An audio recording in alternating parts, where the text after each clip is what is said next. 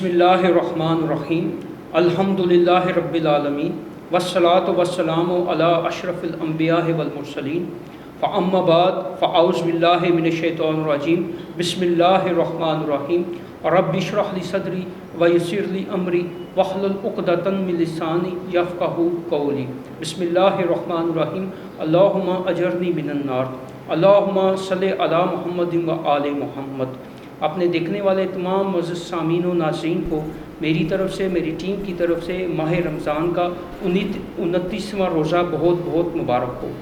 नाज़रीन इकराम अस्सलामु अलैकुम। आप देख रहे हैं प्रोग्राम फ़ज़ीलत रमज़ान और मैं हूं आपका होस्ट प्रोफेसर मुदस्सर नजवी और हमारे साथ मौजूद हैं मारूफ़ आलिम दीन जनाब अल्लामा ज़हीर अब्बास साहब।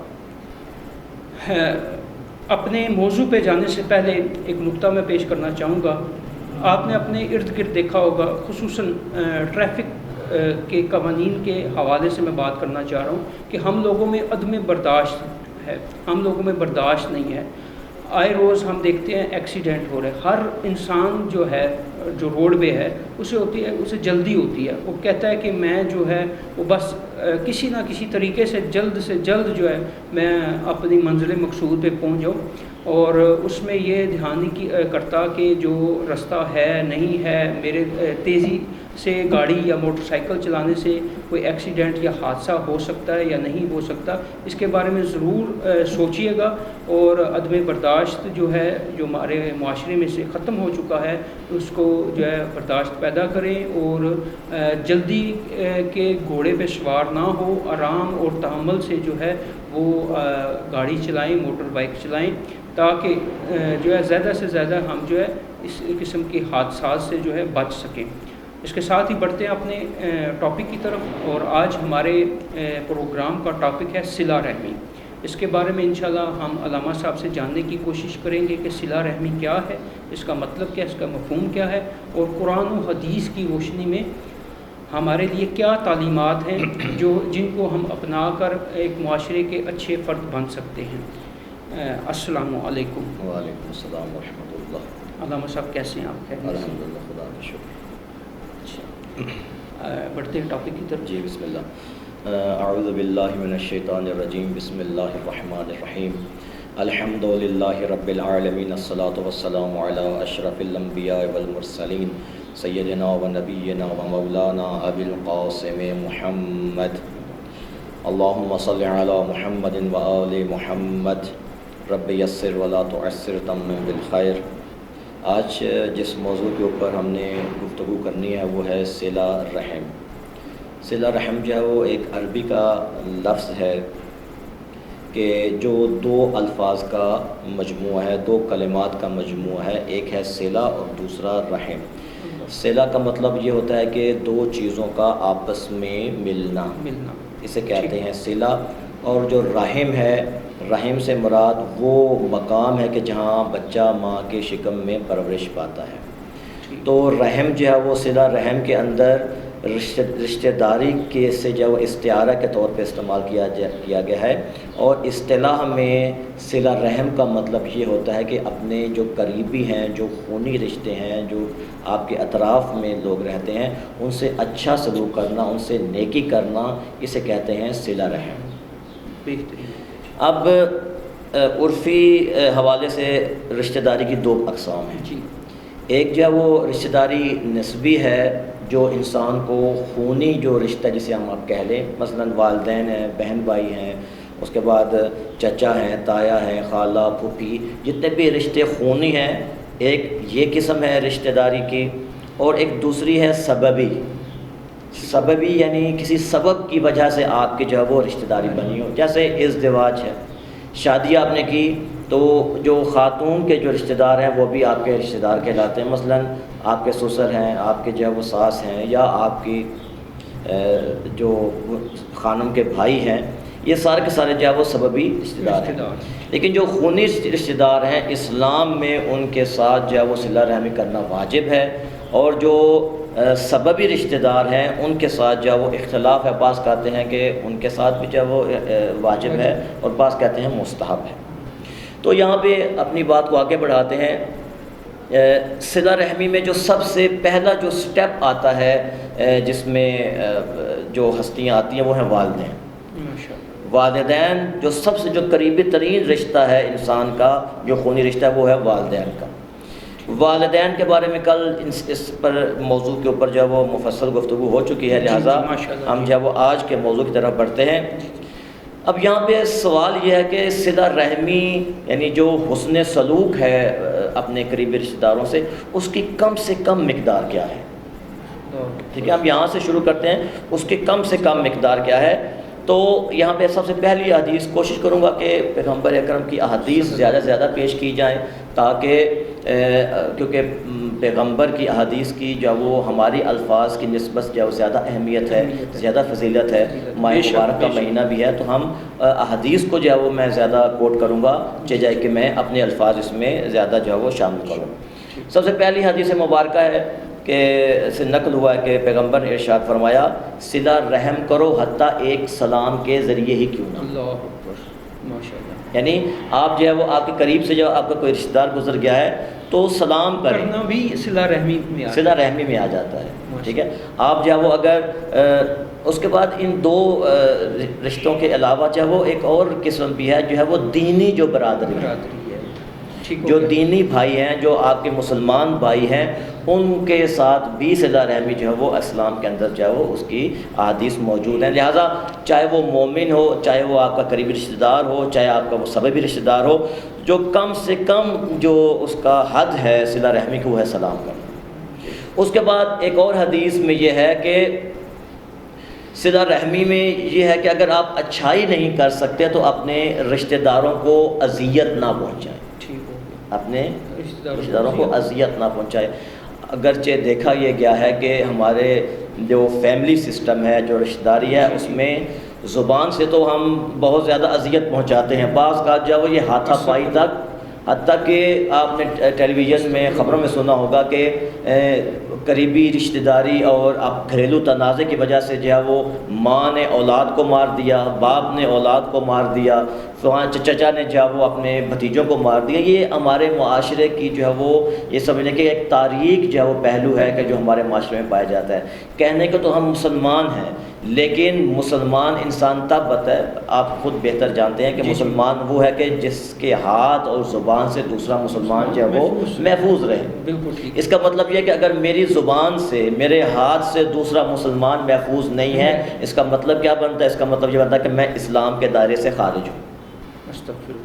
اس کا یہ نا، جب رسول خدا صلی اللہ علیہ وآلہ وسلم نے فرما دیا کہ مسلمان وہ ہے کہ جیسے دوسرے مسلمان جب وہ محفوظ رہے، جب محفوظ نہیں ہے تو وہ شرط پوری نہیں ہو رہی، تو پھر آپ دائرہ اسلام میں نہیں ہیں. ٹھیک ہے، لہٰذا ہم ان شرطوں کے اوپر کبھی غور کریں. ان جو احادیث مبارکہ ہیں، اگر ان کے اوپر ہم غور کریں تو یقین کریں ہماری زندگی جو ہے وہ بدل سکتی ہے. اس کے بعد اچھا، یہاں تک تو یہ ہے. بعض کا لڑائی ہوتی ہے، لڑائی میں یہ کہ ایک بندہ جب وہ زیادتی کر رہا ہے، اب دوسرا بندہ جب وہ کیا کرے. اسلام کیا کہتا ہے اس بارے میں؟ یعنی اگر آپ نے جو میرے ساتھ قطع تعلقی کی ہے، اگر آپ نے میرے ساتھ صلہ رحمی نہیں کی، تو آیا میرا بھی یہی حق بنتا ہے کہ میں اینٹ کا جواب پتھر سے دوں یا کوئی اور ہے؟ یہاں پہ پھر میں حدیث رسول خدا صلی اللہ علیہ وسلم جو نقل کرنے کی سعادت حاصل کروں. معصوم فرماتے ہیں، لا تقطع رحمک و ان قطعت کا، فرماتے ہیں کہ قطع رحمی نہ کرو اگرچہ انہوں نے تمہارے ساتھ قطع رحمی کیوں نہ کی ہو. اگر ایک بندہ، ایک رشتہ دار جو ہے وہ آپ سے قطع رحمی کر رہا ہے تو اس کا مطلب یہ نہیں کہ آپ بھی اس کے مقابلے میں قطع رحمی کریں، بلکہ آپ اس سے حسن سلوک کریں.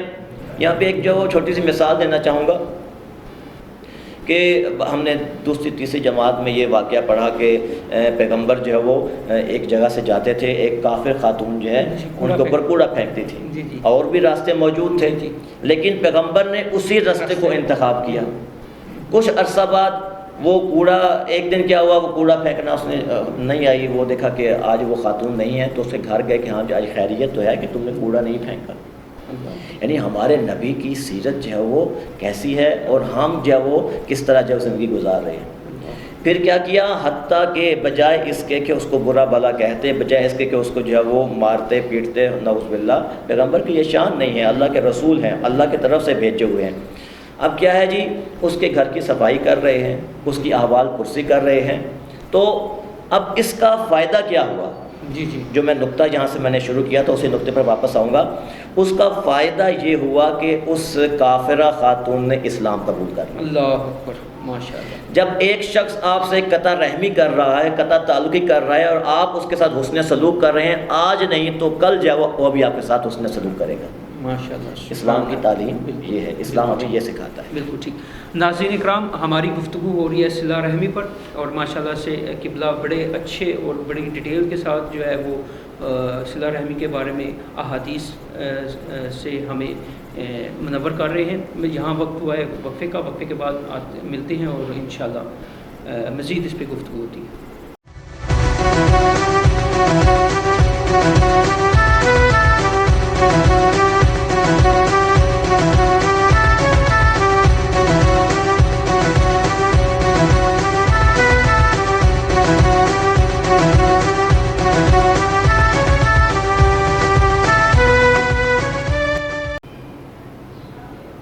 ویلکم بیک ناظرین، آپ دیکھ رہے ہیں پروگرام فضیلت رمضان، اور آج ہمارے پروگرام کا ٹاپک ہے صلہ رحمی. اور ماشاءاللہ سے قبلہ بڑے اچھے طریقے سے بیان فرما رہے تھے کہ صلہ رحمی کیا ہے، مفہوم بتایا پہلے انہوں نے، پھر احادیث کے حوالے سے صلہ رحمی کے بارے میں ہمیں بتایا. اب مزید جو ہے صلہ رحمی کے فوائد کے بارے میں جاننے کی کوشش کرتے ہیں علامہ صاحب سے. جی علامہ صاحب. جی ڈاکٹر صاحب، احادیث میں جو ہے وہ اگر مطالعہ کیا جائے تو صلہ رحمی کے فوائد بھی ملتے ہیں اور اس کے نقصانات بھی، قطع رحمی کے نقصانات ملتے ہیں. ٹھیک. اگر یہاں پہ چند احادیث میرے سامنے موجود ہیں ان صلہ رحمی کے فوائد کے حوالے سے، میں ایک ایک کر کے آپ کے سامنے جو پیش کرنے کی سعادت حاصل کروں. کہ حدیث نبوی ہے کہ نقل ہوا ہے جو آپ نے ارشاد فرمایا، صلۃ الرحم تعمر الدیار و تزید فی الاعمار و ان کان اہلها غیر اخیار. یہ حدیث بہت ہی خوبصورت ہے اور اس کے اندر جو ہے وہ انتہائی دقت اور جو ہے اس کو سمجھنے کی ضرورت ہے. اللہ. سب سے جو پہلا فائدہ ہے صلہ رحمی کا، جی پیغمبر اکرم ارشاد فرماتے ہیں کہ صلہ رحمی کا پہلا فائدہ یہ ہے کہ جس علاقے میں صلہ رحمی ہوتی ہو، صلہ رحمی شہروں کو آباد کرتی ہے. اللہ اکبر، اللہ اکبر، سبحان اللہ. صلہ رحمی شہروں کو آباد کرتی ہے، وہاں رہنے والے لوگوں کی زندگیوں میں اضافے کا موجب بنتی ہے، عمروں میں اضافے کا سبب بنتی ہے. اب یہاں پہ جو آخری نقطہ یہ قابل غور ہے، فرماتے ہیں کہ اگرچہ صلہ رحمی کرنے والے لوگ نیک نہ بھی ہوں تب بھی جب وہ یہ دو نعمتیں خدا وہاں پہ نظر کرتے ہیں. اللہ اکبر، اللہ اکبر. اگر یہ مثال قبلہ یورپ کی لے لیں، یورپ میں دیکھیں نا، وہاں پہ جی جی جانوروں کے ساتھ روڈ سے، ناظرین کرام اکثر ہم ویڈیو دیکھتے ہیں، جی جی روڈ سے کوئی جانور گزرا ہے تو گاڑی رک جاتی ہے، جانور کو گزرنے دیتی ہے. اگر کوئی جانور زخمی ہوا ہوتا ہے تو اس کو وہ اٹھا کے جو ہے اس کو جو ہے فرسٹ ایڈ دیتے ہیں، اس کی دیکھ بھال کرتے ہیں. تو ہمارے یہاں پہ تو بالکل الٹ ہے ہمارا معاشرہ. وہاں جو معاشرہ ہے، انسانیت تو انسانیت، تو جو حیوانوں کے بھی حقوق ہیں. اللہ اکبر. حتیٰ کہ یہ سارے حقوق جو ہے وہ اسلام نے بیان کیے ہیں. ہمارا مذہب جو ہے وہ، جیسے کہ آپ نے جو ہے وہ ارشاد فرمایا کہ اگر کوئی جانور اگر سڑک کراس کر رہا ہے تو ہمارا مذہب کیا کہتا ہے؟ ہمارا مذہب یہ کہتا ہے کہ اگر سڑک پر، اگر راستے پہ کوئی کانٹا یا پتھر پر تو اسے ہٹاؤ، اس کے اوپر بھی ثواب ہے. اللہ اکبر. بے شک، بے شک. ٹھیک ہے، یعنی ہمارا دین جو ہے وہ دین حق کا ہے. ہمارا دین اسلام جو ہے وہ مذہب جو ہے وہ آخری مذہب ہے، یعنی جو قیامت تک جو ہے وہ قائم و دائم رہے گا. ٹھیک ہے، اور جو شریعت پیغمبر نے اکرم نے بیان فرمائی وہ قیامت تک چلے گی. تو یہاں پہ تین چیزیں بیان کی ہیں. پہلی چیز، جو صلہ رحم کرتے ہیں وہ ان شہروں کی جو وہ آبادی ہے وہ، یعنی وہ شہر آباد ہو جاتے ہیں. یعنی جو صلہ رحم نہیں کریں گے وہ شہر آباد نہیں ہوں گے، ان کی زندگیوں میں اضافہ نہیں ہوگا. اور کیا ہوگا؟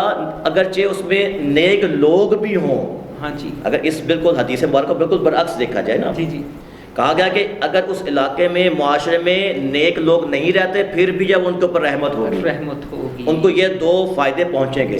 لیکن اگر جس معاشرے میں صلہ رحمی نہیں ہے اپنے قریبی رشتہ داروں اور اپنے جو بھائیوں دینی جو ان کی برادری ہے ان کے ساتھ جب وہ صلہ رحمی نہیں ہے تو اگرچہ وہ نماز روزہ ہی نیک لوگ کیا کرتے ہیں نماز روزہ پڑھتے ہیں نا, اگرچہ وہ نماز روزہ ہی کیوں نہ پڑھتے ہوں تب بھی جو وہ ان کے لیے یہ دو چیزیں نہیں ہیں, یہ خدا نے قانون بنا دی ہے. ایک اور حدیث کہ جس میں صلہ رحمی کے فوائد بیان کیے گئے ہیں, حدیث میں ہے کہ صلۃ الارحام میں تزکی الاعمال, صلہ رحمی جو کیا کرتی ہے اموال میں اضافے کا موجب بنتی ہے. ٹھیک ہے جی, صلہ رحمی پہلے جو نقطہ ہے صلہ رحمی مال کو پاک کرتی ہے, تزکیہ کرتی ہے, اس کے بعد وَتُنْمِ الْأَمْوَالِ مال کو زیادہ کرتی ہے.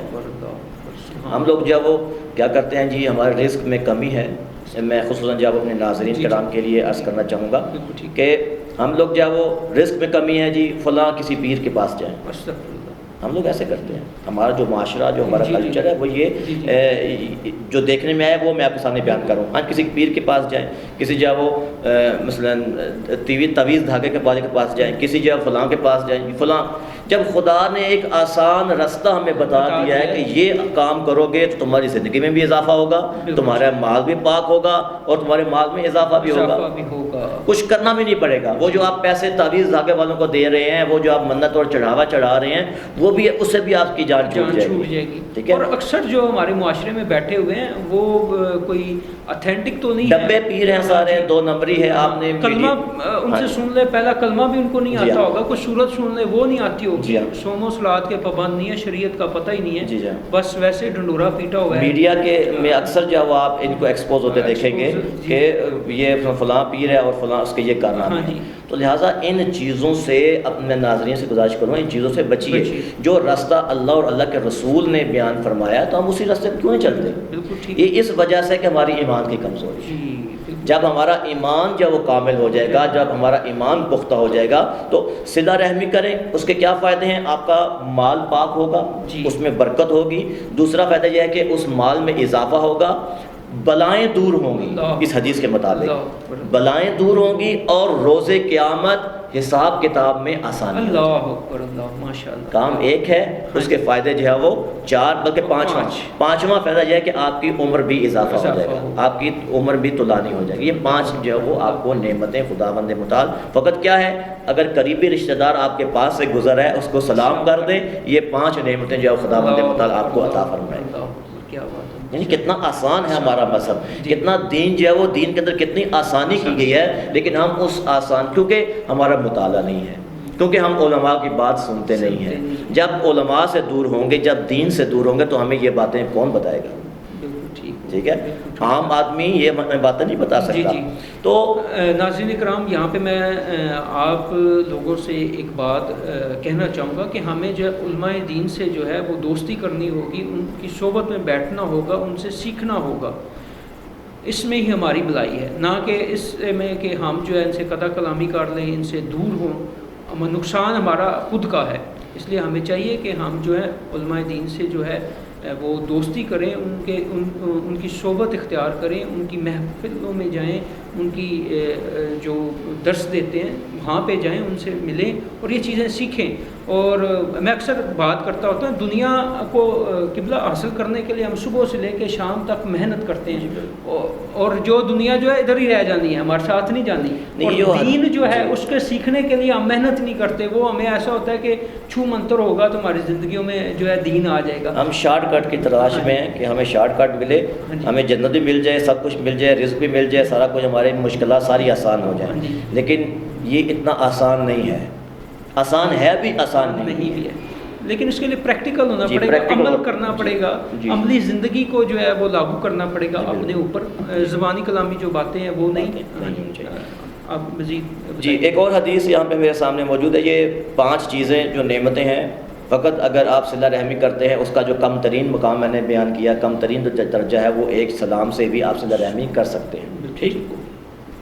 اور یہاں پہ ایک حدیث نبی میرے سامنے موجود ہے کہ فرمایا کہ الصدقہ بے عشرہ, صدقہ جو ہے وہ 10 نیکیاں دیتا ہے.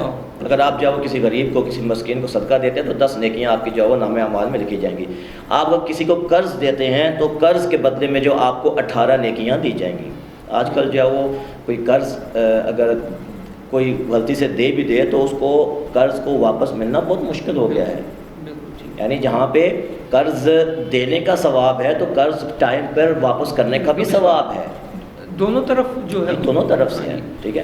اگر آج کل تو کہا جاتا ہے کہ جی اگر قرض واپس ہو جائے تو اس جو قرض دار کا شکریہ ادا کریں کہ آپ نے جو میرا قرض واپس کیا. اس کے بعد 20 نیکیاں دینی بھائی جو رشتہ دار نہیں ہیں، جو دینی آپ کے بھائی ہیں، ان کے ساتھ صلہ رحمی کرنے میں خداوند متعال آپ کو 20 نیکیاں دے گا. لیکن جب آپ قریبی رشتہ داروں کے ساتھ نیکی کرتے ہیں تو حدیث بتاتی ہے کہ 24 نیکیاں آپ کے نامہ اعمال میں لکھی جائیں گی. یعنی کیا مطلب؟ وہ جو پچھلی حدیث تھی 5 نعمتیں، وہ اگر آپ نے سلام کیا ہے 5 نعمتیں تو وہ مل گئی آپ کو، اور 6ٹھی نعمت یہ ملے گی آپ کے نامہ اعمال میں 24 نیکیاں بھی لکھی گئی. سلام کرنے کی نیکیاں الگ ہیں. اللہ اکبر، اللہ اکبر. ٹھیک ہے. یعنی سلام کرنے کی نیکیاں الگ ہیں، اور باقی یہ جو ساری نعمتیں ہیں وہ اور آپ کو ملیں گی. ایک قدم اور آگے بڑھائیں. جی جی ماشاء اللہ. ٹھیک ہے. ایک قدم اور آگے بڑھائیں. رسول خدا صلی اللہ علیہ وآلہ وسلم نے ارشاد فرمایا، جو شخص، کیونکہ وقت کم ہے میں عربی عبارت سے جو ہے وہ تھوڑا سا کر کے ترجمے کے اوپر جو ہے وہ فوکس کروں گا. جو شخص اپنی مال اور جان کے ساتھ صلہ رحمی کرے. ٹھیک ہے. مال سے کس طرح؟ اگر جو ہے وہ کوئی قریبی رشتہ دار آپ کا جو ہے وہ کوئی پریشان ہے، مالی مشکلات ہے، آپ اس کو جو ہے وہ مالی مدد کریں. اگر اس کا کوئی جانی حوالے سے اس کو کوئی مدد چاہیے، مثال کے طور پہ میں ایک مثال دیتا ہوں، مثلا اس کو خون کی ضرورت ہے. جی ٹھیک ہے. آپ اس کو خون دیتے ہیں، یا اس کا کوئی مثلا مسئلہ ہے، کوئی پھنسا ہوا ہے، آپ اگر آپ اختیار میں ہیں تو آپ اس ساتھ چل کے جاؤ اس کا جو مسئلہ حل کریں. یہ جانی اور مالی بہت ساری مثالیں ہیں، میں فقط ان 2 پہ اکتفا کروں گا. رسول خدا فرماتے ہیں کہ جو شخص اپنی جان اور مال کے ذریعے صلہ رحم کرے، خداوند متعال اس کو 100 شہیدوں کے برابر ثواب عطا کرے. سبحان اللہ، کیا بات ہے. یعنی شہید کا درجہ یہ ہے کہ شہید کا خون زمین پر گرنے سے پہلے، قطرہ خون گرنے سے پہلے جو ہے وہ خداوند متعال اس کے سارے گناہ بخش دیتا ہے. وہ ایک شہید کے بارے میں یہاں یہ جو حدیث مبارکہ ہے وہ ہمیں 100 شہیدوں کا ثواب دے رہی ہے.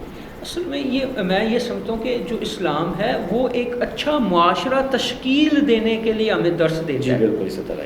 ابھی دیکھیں نا 100 شہیدوں کا، یعنی کہ جو آپ صلہ رحمی کر رہے ہیں، ایک اچھا معاشرہ جو ہے اس سے تشکیل پاتا ہے. معاشرے میں بگاڑ پیدا نہیں ہوتا، معاشرہ ایک اچھی سمت کی طرف جاتا ہے. ناظرین، ہمارا گفتگو کا سلسلہ جاری ہے، لیکن یہاں وقت ہوا ایک مختصر سے وقفے کا. وقفے کے بعد آتے ہیں اور دوبارہ سے انشاءاللہ یہیں سے ڈسکشن شروع کرتے ہیں.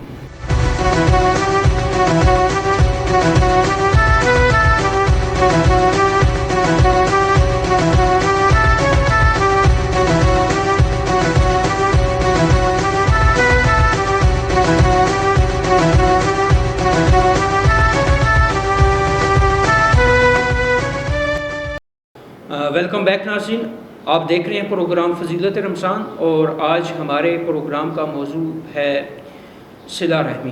اس سے قبل جو ہے قبلہ بڑے اچھے انداز سے بیان کر رہے تھے صلہ رحمی کے فوائد.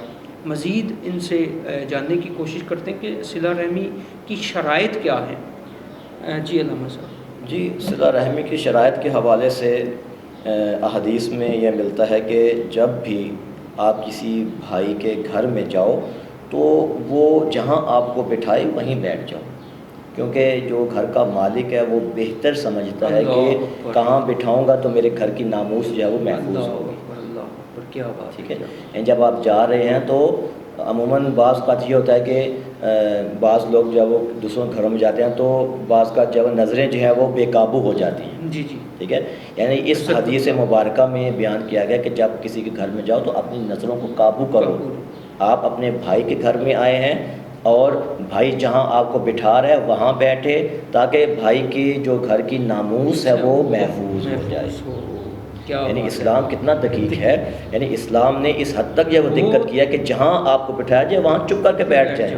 ایسا نہ ہو کہ آپ کی نظریں جو بے قابو ہو جائیں اور جو وہ اور اس کی جو ناموس کے اوپر حرف آئے یا نظر پڑے.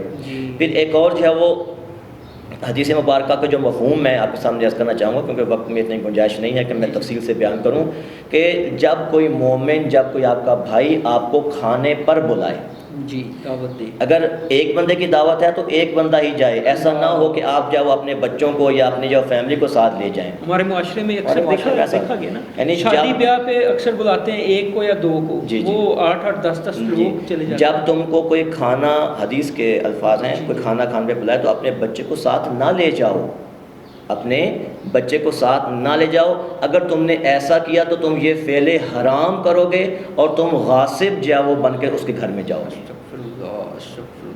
ٹھیک ہے؟ تو لہٰذا اس حوالے سے جب ہمیں احتیاط برتنی چاہیے کہ جتنی دعوت دی گئی ہے اور جہاں اگر بٹھایا جائے تو وہاں بیٹھیں، یعنی یہ شرائط میں سے یہ شرائط ہے۔ اگر جو وہ اس کے بعد عموماً ہمارے معاشرے میں یہ مشہور ہے کہ 3 دن مہمان جو ہوتا ہے، 3 دن کے بعد جو ہے وہ گھر کے افراد میں، ایسے ہی جو ہے وہ حدیث میں ہے کہ مہمان کی 2 دن پہ پذیرائی کی جائے، تیسرے دن جو ہے وہ یا تیسری رات جو ہے وہ گھر والوں کے ساتھ اس کا شمار ہوتا جائے گا، اور جو چیز اسے پیش کی جائے تو وہ اسی سے ہی اپنا جو پیٹ بھرے، ایسا نہ ہو کہ جو وہ اس کے لیے تیسرے دن بھی جو وہ بندوبست کیا جائے، یعنی دیکھیں پھر اسلام کی بات آ رہی ہے۔ اسلام نے کتنی دقیق نکات کی طرف جو توجہ دی ہے کہ ایسا نہ ہو کہ اگر وہ میزبان ہے تو وہ میزبان کے اوپر بوجھ نہ ہو۔ بالکل ٹھیک ہو گیا۔ جہاں پہ مہمان کی بہت اچھی خاطر تواضع کی کے بارے میں احادیث ملتی ہیں، جناب ابراہیم کے واقعات ملتے ہیں کہ جناب ابراہیم جو مہمان نواز تھے، جب بھی کوئی مہمان آتا تو اس کو اچھے طریقے سے جو پذیرائی کرتے تھے۔ وہاں یہ بھی ملتا ہے کہ اگر 3 دن یا 3 دن سے زیادہ ہو جاتے ہیں تو جو دیا جائے وہ اس کے اوپر صبر و شکر کر کے جو وہ کھا لے۔ اس کے بعد پھر یہ ایک اور حدیث میں ملتا ہے کہ جو تیسرے دن اس کو دیا جائے گا، پہلے 2 دن جو دیا جا رہا ہے وہ مہمانی اور میزبانی کے زمرے میں آئے گا، اس کی خاطر تواضع میں۔ جو تیسرے دن یا تیسرے دن سے زیادہ دیا جائے گا پھر فرمایا کہ یہ صدقے کے طور پہ جو ہے وہ استعمال ہوگا، یعنی یہ جو آپ اضافی اس کو دے رہے ہیں، کیونکہ 3 دن کے بعد مہمان نہیں ہے، آپ کے گھر کے افراد کا حصہ بن چکا ہے۔ جب حصہ بن چکا ہے لہٰذا کیونکہ آپ کی جو قوت ہے، یعنی جو مالی قوت ہے، استطاعت ہے، وہ شاید آپ کے اپنے گھر والوں تک محدود ہو، آپ جب وہ اضافی افورڈ نہیں کر سکتے۔ اب یہاں پہ جو حدیث ہے کہ جو آپ اضافی دے رہے ہیں تو وہ صدقہ ہوگا، خدا کی راہ میں آپ صدقہ دے رہے ہیں۔ تو اس حوالے سے یہاں پہ ایک بہت پیاری حدیث تھی دوسروں کے کھانا کھلانے کے حوالے سے کہ امیر المومنین علی ابن ابی طالب ارشاد فرماتے ہیں کہ قوت الاجساد الطعام و قوت الارواح الاطعام۔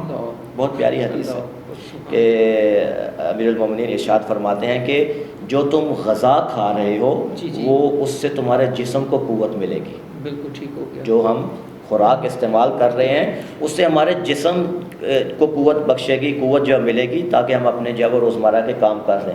لیکن جو دوسروں کو کھانا کھلانا ہے وہ تمہارے روح کی غذا ہے۔ اللہ اکبر، اللہ اکبر، سبحان اللہ۔ یعنی عام جو خوراک ہے، ظاہری جو ہے، جو تم خود کھا رہے ہو، جو تمہارے جسم کا حصہ بن رہی ہے وہ ختم ہو جائے گی، وہ تمہارے جسم کی غذا ہے۔ لیکن جو تمہارے روح کی غذا ہے وہ دوسروں کو کھانا کھلانا ہے۔ وہ بڑا مشہور واقعہ بھی ہے امیر المومنین کا کہ آپ جو ہے وہ بیٹھ کے جو ہے سوکھی روٹی کھا رہے تھے تو ایک شخص جو ہے آپ کے پاس سے گزرا اور اس نے کہا کہ آپ یہاں پر جو ہے وہ سوکھی روٹی کھا رہے ہیں، ساتھ ہی ایک کیا کہتے ہیں دسترخوان، وہاں پہ آپ جائیں، اور وہ بعد میں پتہ چلتا ہے وہ امام حسن کا ہی دسترخوان ہوتا ہے وہاں۔ تو دیکھیں کہ اس حدیث پہ آپ کتنے اس پہ عمل کر رہے ہیں جی کہ دسترخوان لوگوں کے لیے ہے، وہ اپنی روح کا سامان ہے، اور اپنے جسم کے لیے جو ہے معمولی سی سوکھی روٹی جو ہے اس سے۔ اور عموماً اکثر یہ دیکھا گیا ہے یہاں پہ روح کی غذا کے لفظ استعمال ہوا ہے حدیث مبارکہ میں کہ ہمارے معاشرے میں روح کی غذا کسے کہا جاتا ہے؟ استغفر اللہ۔ ہاں ٹھیک ہے، ہمارے معاشرے میں موسیقی کو روح کی غذا کہا جاتا ہے، یعنی بے ہنگم سے جو گانے ہیں، بے ہنگم سے جو موسیقی ہے، یعنی جو لہو و لعب کی محفل کے ساتھ جو ہے وہ اس کا جو ہے وہ تعلق ہے۔ ہم لوگ کہتے ہیں مسلمان ہیں، جی ہمارا معاشرہ مسلمان ہے، ہم لا الہ الا اللہ محمد رسول اللہ کلمہ پڑھتے ہیں، لیکن کہتے ہیں کہ جی موسیقی روح کی غذا ہے۔ لیکن جب ہم احادیث مبارکہ کا مطالعہ کرتے ہیں تو وہ روح کی غذا کوئی اور چیز ہے۔ اللہ اکبر، اللہ بے شک۔ دل اطمینان ہوتا ہے. قرآن کہتا ہے کہ اللہ کے ذکر سے جو ہے وہ تمہارا دل مطمئن ہوتا ہے. جی اللہ بے ذکر اللہ تطمئن القلوب. آیا خدا کے ذکر سے جو ہے وہ لوگوں کے دل مطمئن نہیں ہوتے. خدا یہ کہتا ہے، حدیث یہ کہتی ہے کہ دوسروں کو کھانا کھلانا جو ہے تمہارے روح کی غذا ہے. لیکن ہم نے جو معیار بنا لیا ہے، ہم نے موسیقی کو ایک شیطانی عمل کو اپنے روح کی غذا بنا لیا ہے. ٹھیک ہے، تو کوشش یہ کرنی چاہیے، اس سے بچنا چاہیے. مسلمان ہیں، صاحب ایمان ہے، تو ہمیں اس کے جو شرائط ہیں اس کے اوپر بھی عمل کرنا چاہیے. عملی طور پہ جب ہم مسلمان بن جائیں گے تو ہمارا معاشرہ جو ہے وہ جنت نصیب بن جائے گا. ابھی جو ہے وہ انشاءاللہ چلتے ہیں کہ صلہ رحمی کے فوائد ہم نے دیکھے کہ 100 شہیدوں کا ثواب خدا عطا کرتا ہے. تو اب اس کے نقصانات کیا ہیں؟ قطع رحمی جو کرتا ہے، جو اپنے رشتہ داروں سے لڑ جھگڑ کے ان سے دوری اختیار کرتا ہے، تو اس کے نقصانات کیا ہیں؟ سب سے پہلی حدیث مبارکہ رسول خدا صلی اللہ علیہ وآلہ وسلم سے یہ حدیث نقل ہے کہ اس قوم پر خدا رحمت نازل نہیں کرتا کہ جن میں قطع رحمی کرنے والے افراد موجود ہیں. ٹھیک ہے، پہلے جو حدیث میں نے آپ کو یاد ہو جو بیان کی تھی وہ یہ تھی کہ اگر اس معاشرے میں نیک لوگ نہ بھی رہتے ہوں تب بھی جو اس میں رحمت نازل ہوگی. اب یہاں پہ جو حدیث ہے، خدا اس قوم پہ ہرگز رحمت نازل نہیں کرتا کہ جس قوم کے اندر ایسے افراد موجود ہوں کہ جو قطع رحمی کرنے والے ہوں. اس کے بعد ایک انتہائی اہم حدیث آپ کے سامنے بھی نقل کرنے کا شرف حاصل کر رہا ہوں کہ اس کے اوپر جو ہے وہ ناظرین کی توجہ کا بھی طالب ہوں کہ رسول خدا نے ارشاد فرمایا ثلاثۃ لا يدخلون الجنہ، 3 قسم کے لوگ جو ہے وہ جنت میں داخل نہیں ہوں گے. ہر بندے کی یہ تمنا ہے، یہ خواہش ہے کہ ہمیں جنت ملے. ایسا ہے یہ؟ بالکل ایسا ہی ہے. اور بعض اوقات جب اسی جنت کو جو ہے وہ استعمال کر کے لوگ جو ہے وہ معصوم جانے بھی لے لیتے ہیں. جی جی ٹھیک ہے، یہ جو کیا نام ہے لوگ ہوتے ہیں کہ خودکش جو ہے بمبار ہیں، ان کو جب برین واشنگ کی جاتی ہے کہ بھائی آپ کو اگر یہ آپ کریں، کام کریں تو آپ کو جنت ملے گی، آپ کو جنت کی حوریں ملیں گی. ایسے بھی بہت سارے واقعات ہیں. ٹھیک ہے، تو ہر بندے کی یہ خواہش اور تمنا یہ ہے کہ ہمیں جنت ملے. اگر بچے سے ہی پوچھ لیں، ہاں جی بیٹا آپ نے جنت میں جانا ہے، کہا کہ جی ہم جی میں جنت میں جاؤں. یعنی بچوں کے ہم سے سن کے بچے بھی جو ہے وہ اس چیز کے قائل ہوئے. لیکن رسول خدا ارشاد فرماتے ہیں کہ 3 قسم کے لوگ جنت میں نہیں جائیں گے، چاہے وہ مسلمان ہوں، چاہے وہ جو بھی ہوں، وہ جنت میں نہیں جائیں گے. پہلی قسم کا لوگ، پہلا جو گروہ ہے، ہمیشہ شراب پینے والا. جو شارب الخمر ہے، جو شراب پیتا ہے، وہ جنت میں کبھی نہیں جائے گا. ہمارے معاشرے کو دیکھیں، ہمارے معاشرے میں جو وہ شراب عام ہو چکی ہے، شربت بن چکا ہے، یعنی ایک عام سا ڈرنک ہے. جی اب جو ہمارا جو آج کل جو امیر طبقہ ہے، جو اس سطح کے لوگ ہیں، سوسائٹی ہے، وہ اس کو معیوب نہیں سمجھتے. یعنی احادیث میں ملتا ہے کہ ایسا زمانہ، آخری زمانہ ایسا زمانہ آئے گا کہ جب برائیوں کو نیکی سمجھا جائے گا اور نیکیوں کو برائی سمجھا جائے گا. اور یہی آج کل ہمارے معاشرے کا حال ہے. لوگ کہتے ہیں کہ ڈرنک، یعنی جب حتیٰ کہ اسلام نے اس حد تک منع فرمایا ہے کہ جس ٹیبل کے اوپر، جس دسترخوان کے اوپر شراب موجود ہو، وہ اس دسترخوان کے اوپر بیٹھنا بھی حرام ہے. یعنی اگرچہ آپ نے اس کو پینا نہیں ہے لیکن وہاں بیٹھنا بھی حرام ہے. انگور کی کاشت اس نیت سے کی جائے وہ بھی حرام ہے. اگر وہ جو حمل کرنے والا ہے، جو اس سامان کو ایک جگہ سے دوسری جگہ اپنی گاڑی میں منتقل کرنے والا ہے، اگر یہ نیت یا کہ اسے شراب بنائی جائے گی تو وہ بھی حرام ہے. یعنی جو چیزیں اس کے ساتھ منسلک ہوں گی، چاہے کاروباری کے حوالے سے، چاہے وہ بنانے کے حوالے سے، بیچنے کے حوالے سے، پینے کے حوالے سے، حتیٰ دسترخوان کے اوپر بیٹھنے کے حوالے سے بھی اسلام نے اس کو منع فرمایا ہے. تو لہذا پہلا گروہ کہ جو جنت میں نہیں جائے گا رسول خدا کی حدیث کے مطابق وہ ہے شارب الخمر. دوسرا طبقہ جو ہے وہ ہے جادوگر. جادوگر بھی جنت میں نہیں جائیں گے. ہمارے معاشرے میں گھر کے اندر جو ہے وہ یہ مصیبت جو ہے وہ ہمارے گھروں میں، خصوصاً میں انتہائی معذرت کے ساتھ اپنی ماں بہنوں سے جو ہے وہ مخاطب جو ہے وہ عرض کرنا چاہوں گا، اس چیز سے بچیے.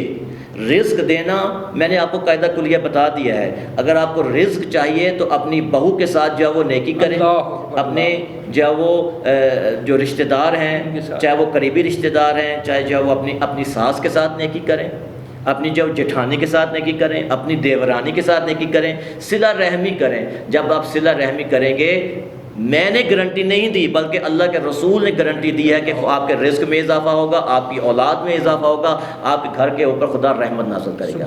تو کیا وجہ کیا ہے کہ ہم اس سیدھے راستے کو جو چھوڑ کے ہم جو وہ ایک سائڈ کا راستہ جو ہم نے استعمال، جو حرام راستہ ہے، بالکل ٹھیک ہے جی۔ تو لہٰذا کسی قسم کا کوئی فائدہ نہیں ہے، آپ کا پیسہ بھی دیکھیں، آپ کا پیسہ بھی جا رہا ہے اور آپ کا ایمان بھی جا رہا ہے، دونوں چیزیں جا رہی ہیں۔ لہٰذا جادو کرنے والا، حتیٰ کہ جادو کرنے والے کو کافر کہا گیا ہے۔ اور ہمارا یعنی معاشرتی تنزلی دیکھ لیں کہ ہمارے ہاں جب وال چاکنگ ہوتی ہے، بنگالی بابا اور فلاں بابا پتہ نہیں کیا کیا کالے جادو کا توڑ ہے، یعنی اس کا مطلب یہ ہے کہ چلیں یہ پنجاب میں تو شاید اتنا وہ نہیں ہے، میرا اتفاق ہوتا ہے ہر سال میں کراچی جاتا ہوں، تو کراچی جب ٹرین جو ہے کراچی انٹر ہوتی ہے تو جو پٹریاں ہیں ان کے دائیں بائیں جناب بنگالی بابا، کچھ جناب وہ عورتیں بھی مشہور ہیں ایسے، ہر کام جو ہے اس کی گارنٹی ہے، اور جی محبوب آپ کے قدموں میں، اور فلاں فلاں فلاں فلاں پتہ نہیں کیا کیا۔ اور جو کچے ذہن کے مسلمان ہیں وہ تو پھر ان کی طرف جو ہے وہ اٹیکٹ ہو جاتے ہیں، ان کے پاس جاتے ہیں۔ اس چیز سے بچنا چاہیے، اور یہاں پہ میں جو ہے اپنی حکومت اس سے بھی ایک ریکویسٹ کروں گا کہ اس کے اوپر بھی کوئی قانون بنایا جائے، یہ ان لوگوں کو کھلے عام چھٹی نہ دی جائے کہ آپ جناب اپنی ایڈورٹائزمنٹ کرتے رہیں، اپنا جناب آپ لوگوں میں لڑائی جھگڑے جو ہے وہ ڈلواتے رہیں، اور اس چیز پہ جو ہے وہ کیا کہتے ہیں حکومت کو بھی کوئی سٹیپ لینا چاہیے کہ ان لوگوں کی جو ہے پکڑ دکڑ کرے، انہیں ان چیز سے ایسے کام کرنے سے جو ہے منع کیا جائے۔ جی علامہ صاحب آپ کو پہلا گروہ تھا شارب الخمر جو شراب پیتے ہیں، دوسرا گروہ جادوگر، اور تیسرا گروہ جو جنت میں داخل نہیں ہوگا وہ ہے قطع رحم کرنے والے، جو اپنے رشتہ داروں سے حسن سلوک نہیں کرتے، اپنے والدین سے، اپنی اولاد سے، اپنی قریبی رشتہ داروں کو اذیت پہنچاتے ہیں، چاہے وہ زبان سے اذیت ہو، چاہے وہ ہاتھ سے اذیت ہو، تو ایسا گروہ بھی جنت میں نہیں جائے گا۔ اس کے بعد ایک اور جو سب سے بڑا نقصان ہے، ہر بندے کی خواہش پہلی ہوتی ہے کہ میں جنت میں جاؤں، دوسری خواہش ہوتی ہے کہ مجھے 1000 سال میری زندگی ہو جائے گی، میں 1000 سال زندہ رہوں۔ اگر کسی سے کہا جائے کہ بھائی آپ کی جب وہ 2 دن زندگی رہ گئی یا آپ نے مر جانا ہے، کوئی یار استغفر اللہ، یار کیسی باتیں کر رہے ہو، ابھی تو میں جوان ہوں، ابھی تو حالانکہ موت جو ہے وہ نہ جوان دیکھتی ہے، نہ بچہ دیکھتی ہے، نہ بوڑھا دیکھتی ہے، نہ ادھیر عمر دیکھتی ہے، جب بھی اس کا وقت آ جاتا ہے تو وہ فرشتہ آپ کی جو ہے وہ خدا کے پاس لے جائے گا۔ تو لہٰذا ایک اور جو بڑا نقصان ہے رسول خدا کی احادیث میں جو ملتا ہے کہ اگر انسان کی زندگی 3 دن باقی ہو، اور سے سنیں گا، اگر انسان کی زندگی 3 دن باقی ہے اور وہ 3 دن رہتے ہوں اور وہ اپنے قریبی رشتہ داروں سے صلہ رحمی کرے تو کیا ہوگا؟ خداوند متعال ان 3 دنوں کو 30 سال میں تبدیل کر دے۔ اللہ اکبر، اللہ اکبر، سبحان اللہ۔ یعنی کیا مطلب؟ 30 سال اس کی زندگی کو بڑھا دیا جائے گا۔ لیکن اگر ہم اس کا بالکل اپوزٹ دیکھیں، اگر 30 سال کی زندگی ہے اور وہ قطع تعلقی کرتا ہے، قطع رحمی کرتا ہے، تو اس کی زندگی کو 30 کے بجائے 3 دنوں میں جو وہ کنورٹ کر دیا جائے گا۔ تو لہٰذا زندگی میں جو کمی ہے، اس کا نقصان جو ایک نقصان ہے قطع رحمی کا، وہ عمر میں کمی ہونا ہے۔ اس کے بعد کوشش یہ کی جائے کہ ہم اپنے معاشرے میں اسلام کے اوپر جو وہ پابند ہوں۔ صلہ رحمی ایسا عمل ہے کہ اس کے بارے میں انتہائی بہت زیادہ احادیث ملتی ہیں، بہت زیادہ تاکید ملتی ہے، کہ حتیٰ کہ یہاں تک میرے ایک حدیث مبارکہ میرے ذہن میں ابھی اس کا مفہوم آ رہا ہے کہ اگر کوئی شخص خدا کے لیے اگر کوئی شخص خدا کے لیے اپنے مومن بھائی کی زیارت کرنے اس کے گھر جائے، خدا کی ذات کے لیے، اپنا کوئی اس کا نیت نہ ہو، اللہ کی رضا کے لیے جائے، اگر اللہ کے رضا کے لیے جائے گا تو حدیث بتاتی ہے جب وہ اپنے مومن بھائی کی زیارت کرے گا گویا اس نے خدا کی زیارت کی۔